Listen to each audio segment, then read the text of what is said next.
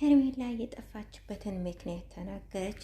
አብርሽ አንተ እንዳትርቀኝ ፈርቼ ነው አርግዤ ነው የጠፋሁበት ሌላ ምክንያት የለኝም ብላ ተናገረች። በጣም በጣም በሚገርም ሁኔታ አብርሽ ጥሏት ሄደ ማለት ነው። አብርሽ በአንቺ ምክንያት ብዙ ነገር አድርጌያለሁ፣ ወንድሞቼ ሳይቀር አሳስሬያለሁ። ይሄ ከሆነ ለምን አትነግሪኝም ነበር ከሰዎች ጋር ስጣላ ብሎ በጣም ተናዶ ጥሏት ሄደ።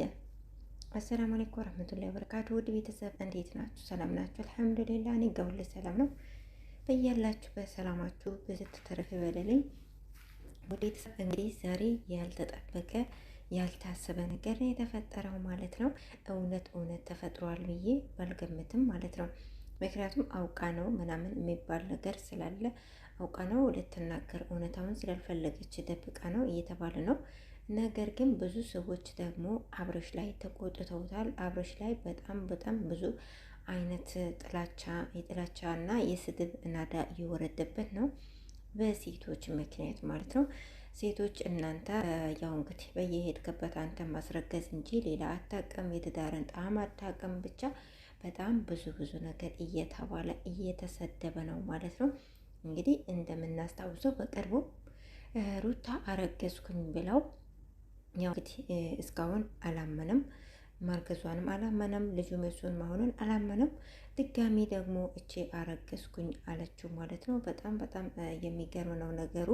እኔ በነገራችን ላይ ሄርሜላ እውነት አርግዛለች ብዬ አላስብም። ምክንያቱም ነገረ ስሯ ትላንትና ካየናት ሁኔታ ምናምን እንደዛ አይነት አይደለም። እኔ ሳስበው ከሱ ጋር ለመራቅ የምታደርገው ጥረት ይመስለኛል። ነገር ግን እሱ ይሄ ከሆነ እንዴት አትነግሪኝም? ይሄ ከሆነ የአንቺ ብቻ ችግር አይደለም። እኔ ወንድሞቼን አሳስሬያለሁ፣ እነ ሩታን አሳስሬያለሁ፣ ከብዙ ሰዎች ጋር ጣልቻለሁ። ይሄ ከሆነ ምክንያትሽ ለምን አልነገርሽኝም? ይሄ ከኔ የሚጠበቅ ነገር አልነበረም። መጀመሪያ መስማት የነበረብኝ እኔ ነኝ። እንዴት እንደዚህ ታደርጊኛለሽ? ሌላ ምክንያት አለ ወይ ሲሏት፣ ሌላ ምንም አይነት ምክንያት የለም ብላ እንግዲህ ምላ ተናግራለች ማለት ነው። አብርሽ ደግሞ ይሄ ነገር በጣም አበሳጭቶት ያው እንግዲህ አይዞሽ እንኳን ሳይላት መጀመሪያ ምንም ነገር ቢፈጠር ከጎንሽ ነኝ፣ ምንም ነገር ቢመጣ አርቅሽም፣ አይዞሽ ተናገሪ ሲላት የነበረው ሰውዬ ያው እንግዲህ እርግዝናውን ስትነግረው በአንዴ ጥሏት ላሽ እንዳለ ነው እኔ ያየሁት ማለት ነው። ይሄ ምንድነው በጣም ተበሳጭቶባታል ማለት ነው። የተበሳጨበትም ምክንያት ያው እንግዲህ ታውቃላችሁ እንዳልኳችሁ ያው ከዚህ በፊት ከሩታም ጋር ያለው ነገር ስላለ ያለማመንም ነገር ያለመተማመንም ነገር አለ። ድጋሚ ደግሞ ይሄ ነገር ሲፈጠር ታውቃላችሁ ያው እንግዲህ እነሱ ቀለበት አደረጉ እንጂ አልተጋቡም፣ አብረው አልሆኑም እና ህዝብ ፊት እንደሚጦክር ስለሚያውቅ ነው። አሁን ራሱ ኮሜንታተሮች በጣም እንግዲህ አብርሽን እየሰደቡት ነው፣ እየወረዱበት ነው። ለማንኛውም ጥፋቱ የአብርሽ ብቻ ነው ብዬ አላምንም። ዋናው ነገር ደግሞ እኔ ወደ ዋናው ጉዳይ ሲመጣ አብርሽ ማነው ሄርሜላ አርግዛ አይደለም። እኔ ሲመስለኝ ቤተሰቦቿ እንደተባለው ቤተሰቦቿ ከሱ ጋር ቂ ብለዋት አስገድደዋት እንደዚህ እንድትዋሽ አድርገዋት ነው የሚመስለኝ።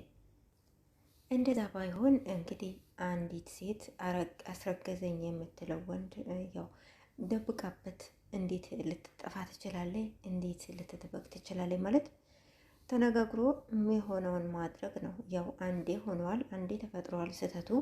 ከዛ በኋላ ደግሞ ሁለቱም ነው የተሳሰቱት። ስለዚህ ከሱ ጋር ተነጋግሮ የሚሆነውን ማድረግ ነው።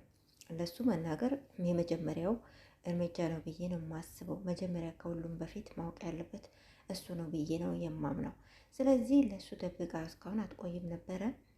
እንግዲህ ያው እየተባለ ያለው ቤተሰቦቿ አስገድደው ለሌላ ሰው ሊዶራት እንደሆነና ከአብርሽ ጋር እንድርቅ እንደነገሯት ነው እየተነገረ ያለው።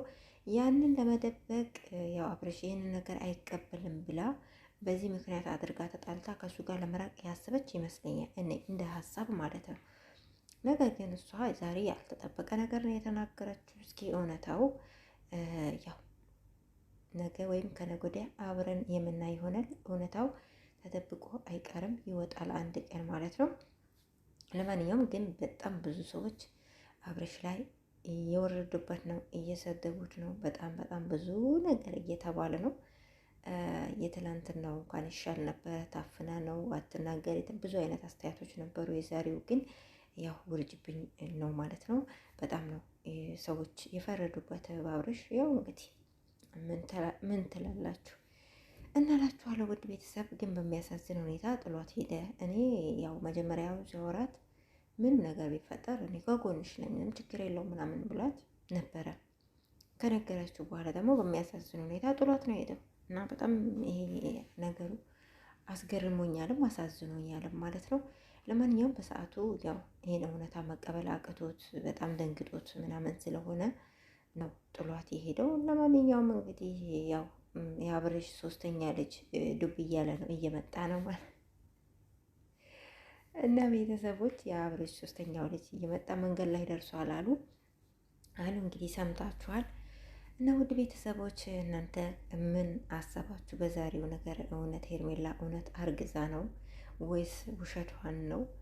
ምን አሰባችሁ? ያለ እንግዲህ ልታውቁ አትችሉም። እኛ ምን እናውቃለን? በቦታው ነበር ነው ወይን የምትሉት?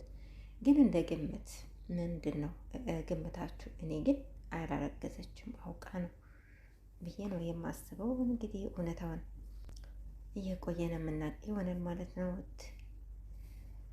ውድ ቅመሞቼ እስከዛ እንግዲህ ሰላማችሁ ብዝት ትበል በያላችሁበት። ሁላችሁም ሰላም ሆኖልኝ አብረን የምንሰማ ይሆናል። እስካሁን አብራችሁ ስለነበራችሁ ከልብ አመሰግናለሁ። ሰላም ሆኖልኝ